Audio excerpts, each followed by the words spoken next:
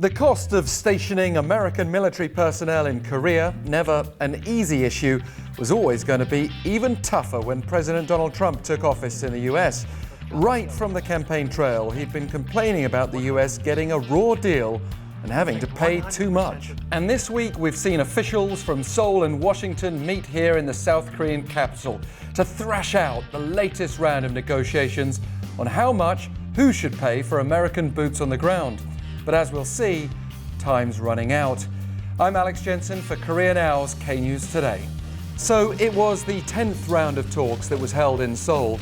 What negotiating teams from the two sides have been discussing is the Special Measures Agreement, a cost-sharing contract set to expire at the end of this year.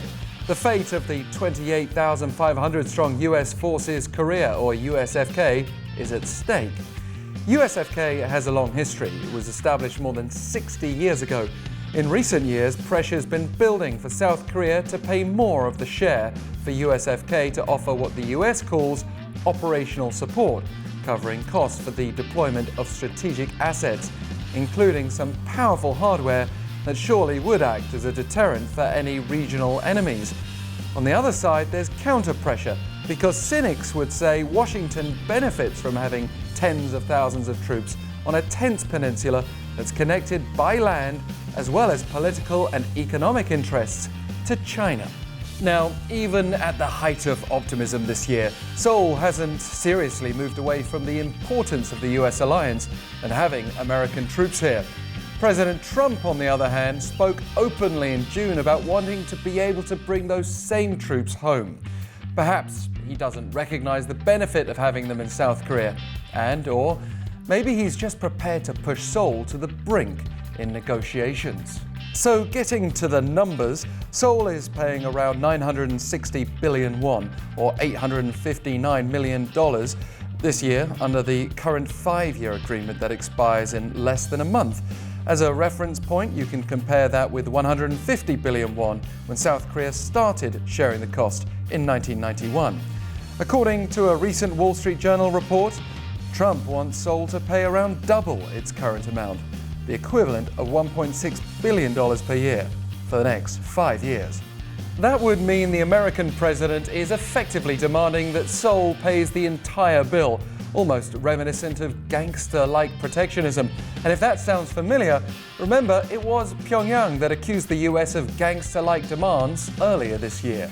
Not to go off on a tangent, because after all, that is just a report, and North Korea's no stranger to outlandish claims itself. But the point is, all this isn't going to promote a healthy Seoul-Washington alliance. Just play this all out for a moment. Imagine the Korean peninsula without any American troops. What would that do for US interests in the region? Yet we can certainly know that the US wants South Korea to pay more. We recently heard US Ambassador to South Korea, Harry Harris, say the US appreciates the considerable resources the ROK, that is South Korea, provides to support this alliance, but more can and should be done. One of the other issues here is the lack of transparency, which makes increasing the cost of US troops a harder sell for South Korean taxpayers. The 1 trillion won mark is a psychological barrier, certainly, but Seoul will be hoping to enhance the transparency of Washington's related budget spending.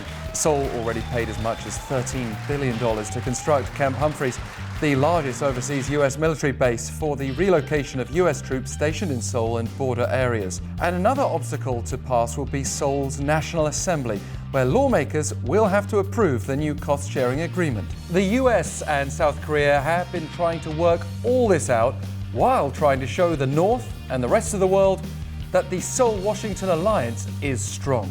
In reality, there are too many question marks hanging over this peninsula right now, and they're obviously not all coming from North Korea.